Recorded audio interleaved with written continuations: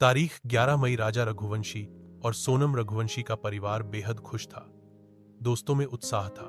यह एक साधारण विवाह था।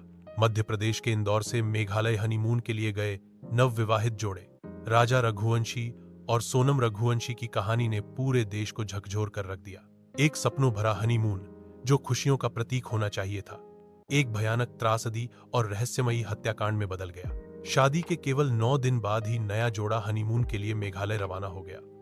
दिलचस्प बात यह है कि हनीमून का पूरा प्लानिंग सोनम ने खुद की थी।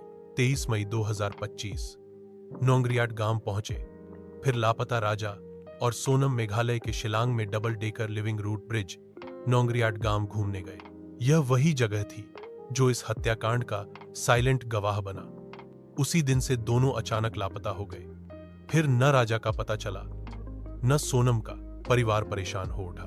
24 मई 2025 स्कूटी लावारिस मिली।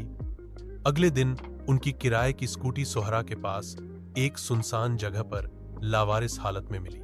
यही वह पहली कड़ी थी जिसने पुलिस को मामले की गंभीरता का एहसास दिलाया। लापता दंपति का केस दर्ज किया गया। 2 जून 2025 को मिला राजा का शव। अगले ही दिन यानी 2 जून को पुलिस को वेसावडोंग वाटरफॉल के पास एक गहरी खाई में एक शव मिला। शव की हालत बुरी तरह खराब थी। पहचान करना मुश्किल था, लेकिन राजा के हाथ पर गुदे राजा टैटू ने उसकी पहचान पक्की कर दी। पोस्टमार्टम में हत्या की पुष्टि हो गई। राजा की मौत सिर में गहरी चोट और धक्का देने से हुई थी। मीडिया में खबरें आने लगीं कि सोनम ही इस हत्याकांड की मास्टरमाइंड है। पुलिस ने उसकी लोकेशन ट्रेस करनी शुरू कर दी। 9 जून 2025 सोनम गाजीपुर से गिरफ्तार। आखिरकार पुलिस ने सोनम को उत्तर प्रदेश के गाजीपुर में एक ढाबे से गिरफ्तार कर लिया। हालांकि खबर यह है कि उसने आत्मसमर्पण किया है। वह छुपते छुपाते गाजीपुर पहुंची थी।